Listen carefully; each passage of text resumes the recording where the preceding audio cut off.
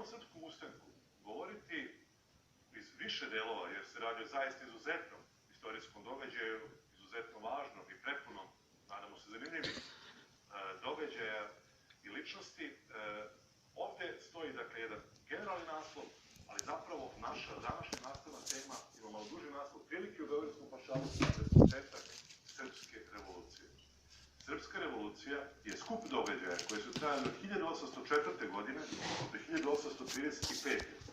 I u toku ovih časova mi ćemo vidjeti zašto su te dve godine bitne. 1804. to je početak prvog srpskog ustanka kao prvog događaja u toj revoluciji. 1835. Srbija dobija najvažniji zakonski dokument u jednoj modernoj državi, a to je svoj prvi ustav pod nazivom Sretenjski ustav, na praznik Sretenje. A na Sretenje vidjet ćemo da je i prvi srpski ustanak počeo, tako da je to razlog zašto je to kod nas dan danas državnih praznika.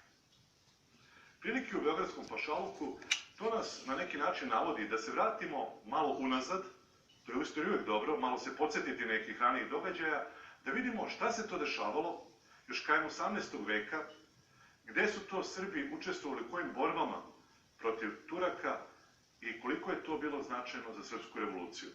Ovdje vidimo Beogradski pašaluk. To je teritorija na kojoj je rođena moderna srpska država. To je zapravo nekadašnji Smederevski Sandžak, koji je u 19. veku nosio ovaj drugačiji naziv Beogradski pašaluk. Sandžak, to ste učili, kompletno Osmansko carstvo delilo se na begler-begluke, ona teška reč. Oni su se delili na sandžake, a svaki sandžak se delio na nahije. Konkretno, Smederevski Sandžak, odnosno Beogradski pašaluk, delio se na 12 nahija. Ako pogledamo teritoriju Beogradskog pašaluka, vidjet ćemo da nju nije tako teško definisati, pogotovo ne severnu granicu, to su reke Sava i Dunav. Zapadna granica je takođe prirodna, geografska, to je reka Drina prema Bosni, koja je tada pripadala Osmanskom carstvu. Sve ovo što je zelenom bojom obojeno, to je Osmansko carstvo, Habsburška monarhija se nalazi severno od Save i Dunava. E sad, južna i istočna granica, tu je već malo teže. Južna se prostirala nešto južnije od reke Zapadna Morava, pa je išla uz Veliku Moravu i onda ovdje, ajde tako kažemo, dijagonalno ponovo prema Dunavu. Zapravo, to su oblasti današnje Šumadije, Pomoravlja, Mačve i deo ovde Podunavlja. To je, dakle, teritorija na kojoj je nastala moderna srpska država, a vraćajući se korak unazad, idemo na priču o Kočinoj krajini. Kada ste učili tokom prvog i drugog polugodišta o Srbima pod Osmanskim carstvom, mogli ste da naučite da su Srbi itekako učestvovali u borbama protiv Osmanskog carstva kada je neka druga sila, uglavnom je to bila Austrija, ratovala protiv Osmanlija. Poslednji takav rat između Osmanskog carstva i Osmanlija dogodio se u periodu 1788. i 1791. A u našem narodu je ostao upamćen po nazivu Kočina krajina, po Koči Anđelkoviću koji je komandovao srpskim trupama koji su nazivani Frajkori. Frajkor, to je bio naziv za srpske, ajde da kažemo, dobrovoljce koji su učestvovali, dakle, u ratovima protiv Osmanlija. Taj rat između Austrije i Turske nije bitno uticao na odnos među dve države, granica je ostala na Savi i Dunavu, gde je, ajde da kažemo, vekovima bila, ali je za naš narod to iskustvo bilo zaista dragoceno. Kako? Pa, srpski vojnici, ti Frajkori, tada su se obučili sa tada modernim oružjem, kako se ono najbolje koristi. Dakle, naučili su za to vreme modernu strategiju i modernu taktiku. Oni su uspeli tada da vide, da nauče od austrijskih vojnika kako je idealno koristiti vatreno oružje, koje je sve više bilo u upotrebi, mada su se i dalje koristilo i hladno oružje, ali sve više je u upotrebi bila puška, kubura, topovi. Kako se ona najbolje, na koji način, kako se komanduje, na kakve jedinice treba bude podeljena vojska, to su sve bila dragocena iskustva koje će ti veterani ovog rata iskoristiti u Prvom srpskom ustanku. Zbog toga je ovaj događaj za naš narod imao izuzetan značaj. Posle Kočene krajine, sultan daje Srbima određene, kao što vidimo, privilegije ili povlastice. O čemu se to radi? Vidimo da je postojala takozvana knežinska samouprava. Knežinska samouprava, koja iako je bila ograničena, podrazumevala je da, kao što ovde piše, obor knezovi i knezovi kmetovi upravljaju određenim teritorijama. Ja vas pozivam da ove kratke rečenice zapišete u svoju svesku ili, ako trenutno niste u mogućnosti, da pogledate posle snimak emisije, pa da onda to zapišete. U svakom slučaju trebalo bi ovo da imate kod sebe. I ja sam pokušao ovde da vam napišem tako da bi vama bilo lakše. Pogledajte, obor knezovi i knezovi kmetovi upravljali su nahijama, knežinama i selima. Ja sam namerno stavio nahije ispod obor knezova. Obor knezovi su dakle upravljali nahijama, knezovi logično knežinama i kmetovi su upravljali selima.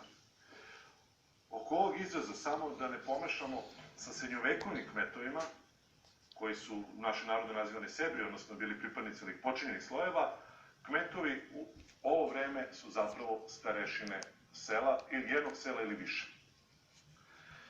Još jednom, dakle, teritorija Beogradskog pašaluka, treba zapamtiti, tu kartu imate u svim udžbenicima, imate u istorijskom atlasu, kao jezgro moderne srpske države, koja će se kasnije širiti, čak i u vreme Prvog i Drugog srpskog ustanka, ona će biti proširena i kasnije, sa razvojem naše države, širit će se najpre na jug, a kasnije i na sever.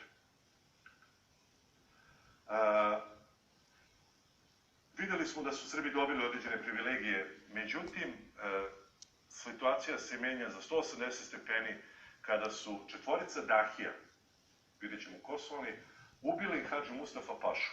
Ovdje vidimo scenu koja prikazuje to ubistvo. Hadži Mustafa Paša je bio predstavnik turske vlasti koji je imao takav odnos prema srpskom stanovništvu da je nazivan srpska majka.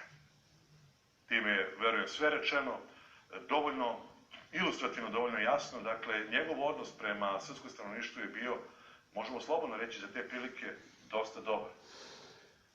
Nažalost, naših predaka, on je ubijen 1801. godine od strane Dahije.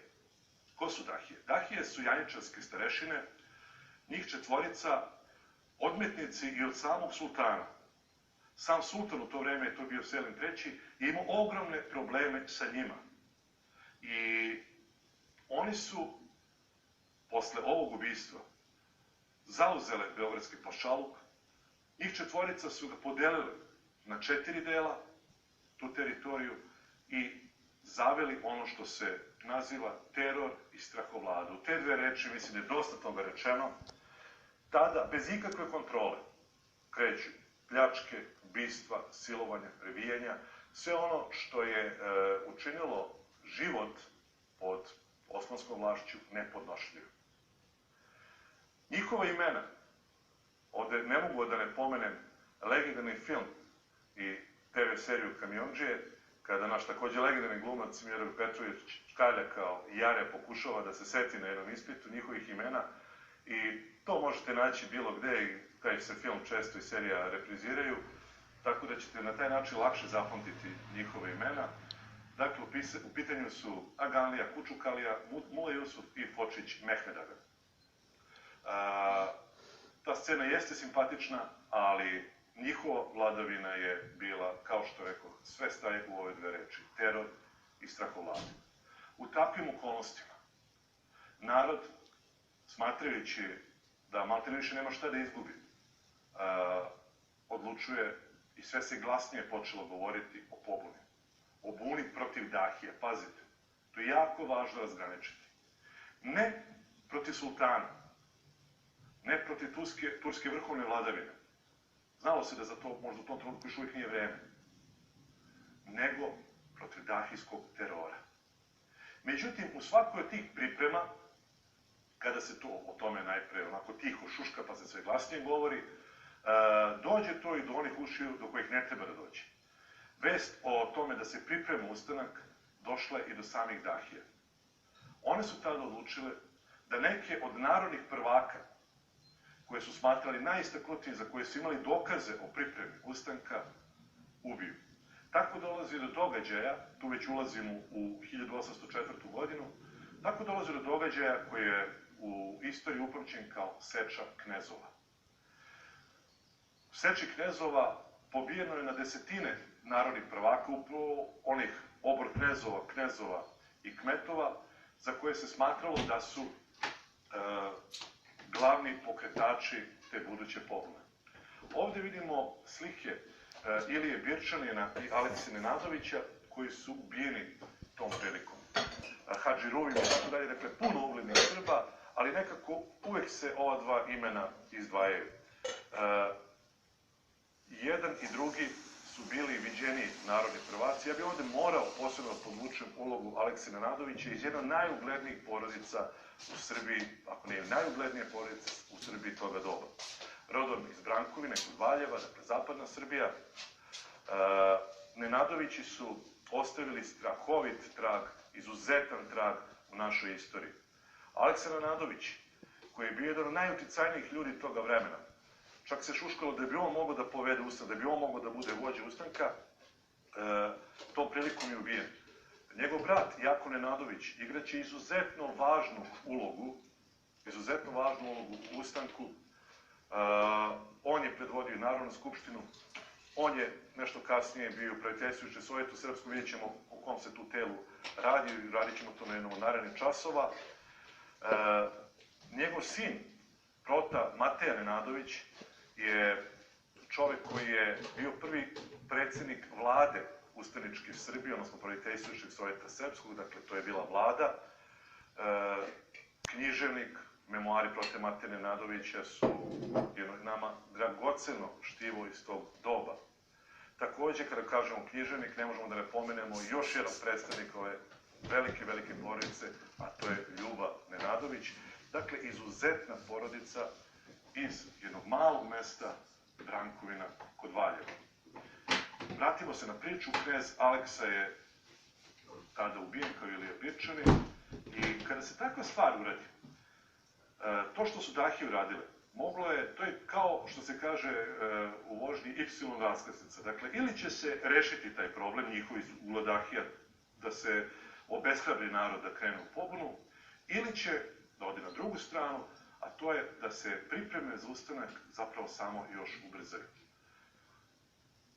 Čak i ona čuvena narodna pesma Početak bune protiv Dahija o tome dosta govori, kada kaže taj legendarni starac Fočo, 100 ljeta, dakle nije istorijska ličnost, kaže, ako udariš snopom pruća u plamen, kaže, ili ćeš ga slamom ugasiti, ili ćeš ga većima raspaliti. Ovde se upravo desilo to drugo. Dakle, ovaj događaj seča knezova je samo ubrzalo pripremu ustanka. Rekoh malo pre, ušli smo već u 1804. A već početkom februara mi imamo jako ozbiljne pripreme za ustanak i tu dolazimo do skupa u Orašcu. Orašac je jedno malo mesto u srcu Šumadije. Kada se to na karti pogleda, tačno centralni deo tadašnjeg beogradskog pašaluka i nekako prirodno je bilo da se tu negde ustanak i podigne. Tu je došlo do skupa narodnih prvaka, najuglednijih Srba, oni koji su naravno izbjegli ovu seču knezova. Sve se to događa na praznik Sretenje. Sretenje, po gregorijanskom kalendaru, je 15. februara, veliki praznik koji je, još jedno ću ponoviti, ono što sam rekao malo pre, ovo je jedan od dva razloga zašto je to nama danas državni praznik. Održan je skup najuglednijih Srba, tu je trebalo doneti nekoliko odluka. Naravno, taj skup nije izgledao baš ovako, kao što je prikazano na ovoj slici, čak postoji jedna anegdota da su iskoristili jednu gužu koja se već dogodila, veći skup, otprilike da je neka svadba bila, na tom mestu koje se zove Marićevića jaruga, malo onako uvučeno ko je bio, tu zna o čemu govorim, dakle, kao jedna mala dolina, Marićevića jaruga, tu su se skupili i trebalo je doneti odluku na koji način će se krenuti u borbu sa Turcima, pre svega sa Dahijama, ali i jako važnu odluku ko će biti vođa ustanka. To nije bilo nimalo lako, zato što se znalo da to mora da bude čovjek koji je odlučan, čovjek koji ima iskustvo u ratovanju, a takvih u Srbiji toga doba pa i nije bilo baš previše. Nekoliko je tu bilo kandidata. Stanoje Glavaš je bio čovjek koji je, ajde da kažemo, prvi izbor bio. Hajdučki Harambaša, pa baš zato što je bio predvodnik Hajduka, on je smatrao da ne treba da bude na čelu ustanka. Ima u tome istine, iako mi imamo o Hajducima često i malo ovako romansirani prikaz, romansirani prikaz, što su oni bili dugo jedini takav oblik otpora Turcima. Zna se pouzdano da i naš narod nije uvek blagonaklono gledao na Hajduke. Drugi izbor je bio knez Teodosije Marićević, na čijoj teritoriji su se i okupili ovi narodni prvaci i dogovarali se o ovim stvarima. On je takođe odbio, smatrajući da on nije pogodna ličnost iz tog razloga što ako Buna ne uspe, moralo se o tome voditi računa, ko će onda zaštititi narod? On je smatrao da treba da bude, da učestvuje u Buni kao što jeste, barem na početku. Međutim, kasnije da, ako ustanak ne uspe, a nisu baš bile male šanse da do toga dođe, da on mora da ostane u svoj narod, kao vođa ustanka to prosto ne bi mogao. Treći izbor bio je Đorđe Petrović, koga su Turci zvali Karađorđe, Crni Đorđe, to je zapravo bilo u prevodu, i on je na kraju i izabran. To većina vas već zna. Kako je izabran? On je čovjek takođe želeo to da odbije, navodeći neke svoje osobine, pre svega karakterne osobine. Međutim, desila se potpuno suprotna stvar. Kaže, ja sam preke naravi, a preka narod to znači da nije baš bilo ugodno sa njim biti na isto mišljenje. Kaže, takav nam i treba. Ako neko ne posluša, hoću da udarim i da pucam ako treba. Takav nam i treba. Šta god je on navodio, vezano za svoju strogoću, za svoju netrpeljivost prema neposlušnosti i tako dalje, sve to je zapravo njega činilo još pogodnijom ličnošću za ono zašto je na kraju i izabran. Karađorđe Petrović je bio jedan izuzetan vojnik. On je bio veteran tog austrijsko-turskog rata, bio jedan od frajkora. Kasnije se bavio potpuno drugim stvarima, trgovina svinjama, to mu je bilo glavno zanimanje, ali u Prvom srpskom ustanku on je pokazao taj svoj neverovatan vojnički talent. Ostaje zabeleženo i to, ajde to da uzmemo sa dozom rezerve, ali ne se pominje da je Napoleon Bonaparte, koji iste ove godine krunisan za cara, o čemu je na prošle času bilo reči, kada su mu oni koji su žele da se dodvore govorili kako najveći vojskovođa ikada, kako on istakao da u tom trenutku postoji drugi vojskovođa koji sa daleko manjom vojskom ratuje protiv mnogo jačeg neprijatelja. Dakle, izrazio je jedno poštovanje prema, kako bismo to rekli, liku i delu Karađorđa Petrovića.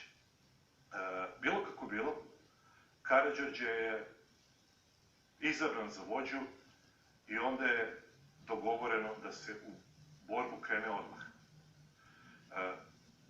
Njegova ratna strategija za sam početak ustanka bila je prilično jednostavna. Turke tući svuda i na svakom mestu. Naravno, nije to baš tako moglo da se izvede, nije tako ni izgledalo, ali kada su krenule te prve borbe, rezultat zaista nije izostao. Ovim događajem počela je buna protiv Dahije, kao što ovde piše buna na Dahije. Još jednom, ovo se mora podvući, ovo se mora istaći i naglasiti. Buna protiv četvorice ljudi koji su terorisali narod. Ne buna protiv osmanske vlasti, ne buna protiv Turske kao vrhovnog gospodara, da tako kažemo, Srbije, već isključivo buna protiv dahijskog terora koji je postao nepodnošljiv. Karađorđe je u događajima koji slede, o kojima će više biti reči na narednom času, na narednom predavanju, Karađorđe je vrlo brzo pokazao zaista taj neki valjda urođeni talenat, jer on nije imao gde da se školuje za nekog oficira u smislu kakvi su tam već postojali vojne akademije u velikom broju zemalja, ali kada je to bilo neophodno, kada su događaji tražili, on je pokazao taj svoj vojnički talenat. Ovdje vidimo takođe njegov portret i vidimo zastavu ustaničke Srbije. Ovo će dugo, dok tu bude postala ustanička država, ovo će biti zastava koja ima ove tradicionalne simbole. Zanimljiv je i ovaj simbol vetra koji često izaziva pažnju, zapravo se to odnosi na jedan antički narod, tribale, koji su živjeli na ovim prostorima gde Srbi danas žive. To je zastava na kojoj su se zaklinjali ustanici i krenulo se u borbu. Ja ovde moram još jednu stvar da istaknem. Mislim da mi neće biti zamereno. Za ove događaje kojima ćemo pričati na ovom i narednim časovima, imate jednu izuzetno urađenu televizijsku seriju Vuk Karadžić. Iako je snimljena pre 30-ak godina, ona na fantastičan način opisuje upravo događaje o kojima ćemo mi govoriti. Ličnosti su opisane perfektno, ne samo Karađorđe, nego i brojni drugi ustanici. Takođe, događaji su opisani sjajno i mislim da ta serija vraća nas 2 veka unazad i možemo i tekako da doživimo i da oživimo ove priče. Dakle, svaka preporuka za TV seriju Vuk Karadžić.